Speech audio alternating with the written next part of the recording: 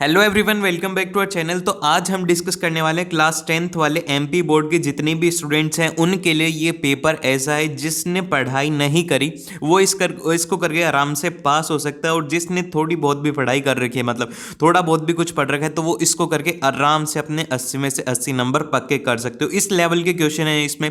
इसमें सारे के सारे क्वेश्चन, सभी क्वेश्चन ऐसे हैं कि जो कि आपको एग्जाम के अंदर देखने को मिलेंगे। ऐसे क्वेश्चन पिछले 10 सालों में हर साल पूछे जाते हैं, और जो इनको कर लेता है उनके हर बार ही अच्छे नंबर आते हैं। तो फिर भाई ध्यान से करना, हर एक क्वेश्चन को ध्यान से समझते हुए करना। पूरा पूरा सॉल्व करवाऊंगा, तो उससे पहले आप लोगों से मतलब आप सभी से यह रहता है कि आप लोग देखते हो पूरा पूरा अच्छे से करते भी हो, लेकिन एक काम नहीं करते। वो क्या नहीं करते हो भाई? ये सब्सक्राइब नहीं करते। कर दो नीचे सब्सक्राइब वाला बटन, वो लाल है। उसको लाल कोई भी चीज़ अच्छी नहीं होती। लाल मतलब होता है खतरा, तो फिर ये लाल खतरे को हटा दो भाई। लाल खतरा है तो उसको जल्दी से हटा दो, मतलब कि नहीं चाहिए खतरा। तो आप लोगों को खतरा नहीं चाहिए तो सब्सक्राइब कर लो, ठीक है। तो फिर चलते हैं अभी इसके क्वेश्चन सॉल्व करने में। तो सबसे पहले हम करेंगे सही विकल्प चुनने वाले। तो क और ख का मेरे को उत्तर बताइए कि सर क का तो पहला होगा या फिर दूसरा होगा। जो भी उत्तर है आपका, और ख का उत्तर बताइए, क्योंकि सही विकल्प चुनने वाले मेरे को आपसे उत्तर चाहिए। तो फिर चलिए स्टार्ट करते हैं। अब बात करें इंग्लिश मीडियम वाले बच्चे। इंग्लिश मीडियम वाले बच्चों के लिए यहाँ पर पहले ही पेपर अपलोड कर दिए। इससे जस्ट पहले वाला पेपर इंग्लिश मीडियम वाले, तो वो जा करके देख सकते हो। अब हम करते हैं इसके प्रश्न।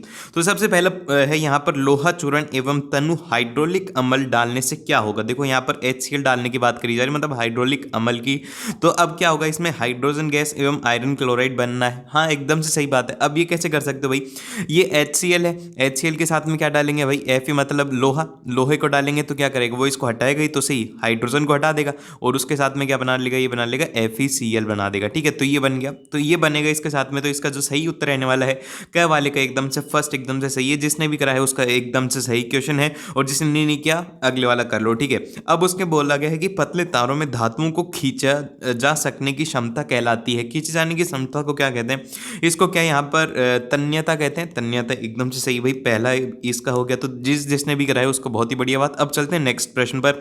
नेक्स्ट प्रश्न है यहाँ पर, दो तंत्रिका कोशिकाओं के माध्यम खाली स्थान को कहते हैं। तो यहाँ पर खाली स्थान की बात करी गई है, उसको कहते हैं स्पिनस। स्पिनस कहते हैं इसे। इसका जो सही है वो है सेकंड। और फिर उसके बाद में बोला गया है कि अंगलेनिक जन मनुकुल द्वारा होता है। किसके द्वारा होता है भाई? इसका अगर सही बात करें, इसका जो सही उत्तर रहने वाला है घ का, वो एकदम से सही उत्तर है, वो रहेगा सेकंड, यीस्ट एकदम से सही उत्तर है।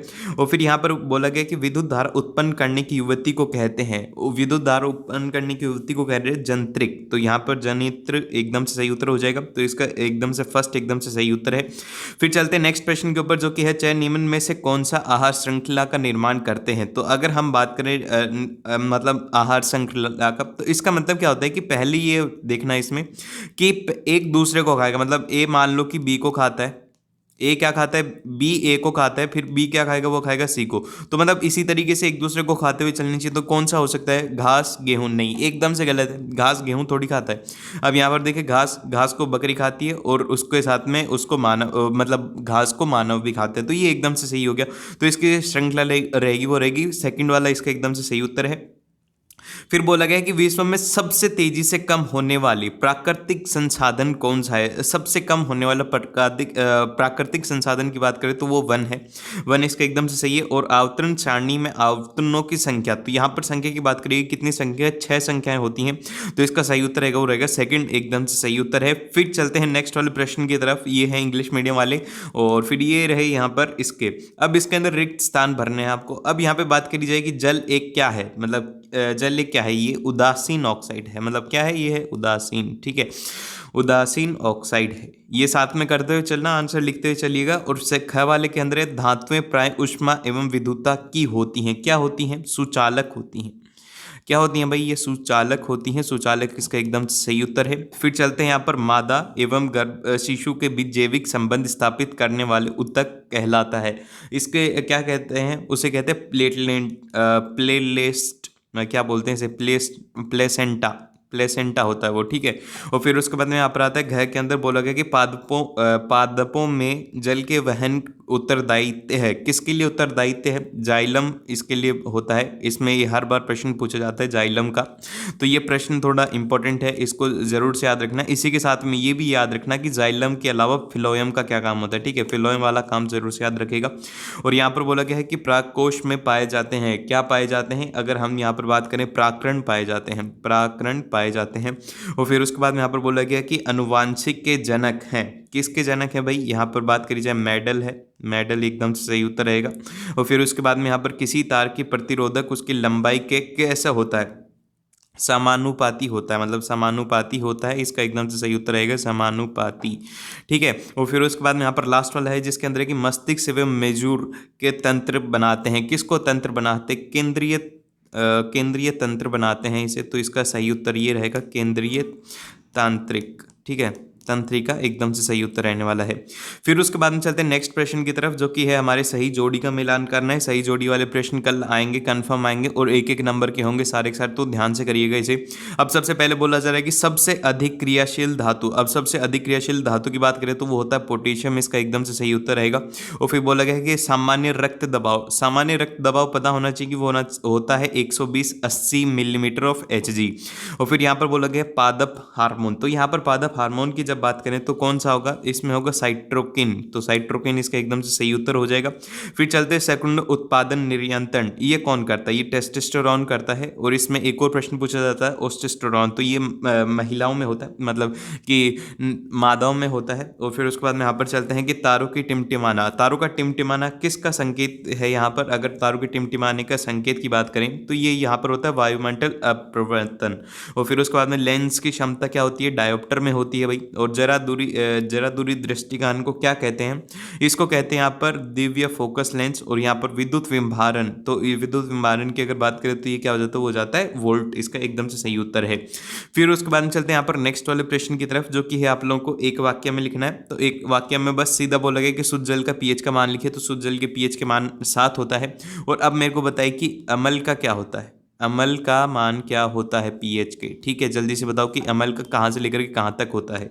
और फिर उसके बाद चलते हैं यहाँ पर 2 या 2 से अधिक धातुओं को संभालने को मिश्रण को क्या कहते हैं, धातु मिश्रण कहते हैं। फिर यहाँ पर गए हरे पौधे की पत्तियों में पाए जाने वाले वर्णन का नाम लिखिए, ये वाला जो प्रश्न है ये इंपॉर्टेंट है, इसको मार्क कर लो, ये वाला प्रश्न कल देखने को ही मिलेगा। इसमें जो होता है उसे कहते हैं क्लोरोफिल, इसका एकदम से सही उत्तर है।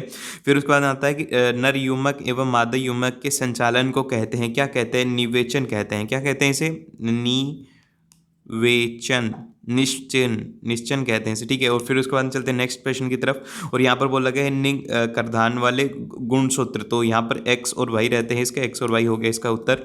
फिर यहाँ पर लेंस की क्षमता का सूत्र लिखिए, तो अगर हम लेंस की क्षमता की बात करें, लेंस जो रहता है वो रहता है डायोप्टर में रहता है, डायोप्टर रहता है 1/, फोकल लेंस। ठीक है, तो ये हो गया, या फिर इसको ये लिख सकते हो कि डायोप्टर रहता है वो रहता है 1/, मीटर। ठीक है। और फिर उसके बाद यहाँ पर बोला गया है कि निकट दृष्टिकोण को दूर करने के लिए कौन सा लेंस उपयोग में किया जाता है, तो यहाँ पर अवतल को यहाँ में लिया जाता है, अवतल इसका एकदम से सही उत्तर है। फिर यहाँ पर बोला गया कि विद्युत प्रतिरोधक का ऐसा ही मार्ग ओम होता है, क्या होता है, ओम। और इसको कैसे लिखा जाता है, इसको इस तरीके से लिखते हैं, इसको ऐसे लिखते हैं। ठीक है। और फिर उसके बाद में इसी तरीके से और प्रश्न है, ये हैं 1-1 नंबर के प्रश्न, ये सारे मतलब 2-2 नंबर के प्रश्न हैं, इनको ध्यान से करते हुए चलिए।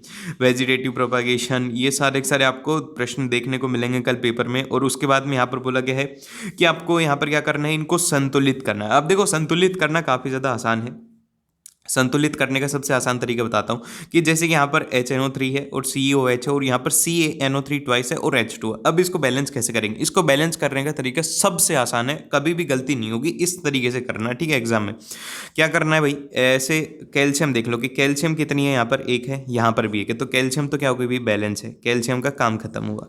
फिर उसके बाद में दूसरे धातु को देखेंगे जो कि है नाइट्रोजन। नाइट्रोजन की अगर बात करें, इधर नाइट्रोजन कितनी है, वो है 2, और यहाँ पर कितनी है, 1, तो हमने इसको लगा दिया, इसके आगे लगा दिया 2। ठीक है, क्योंकि बराबर हो गया।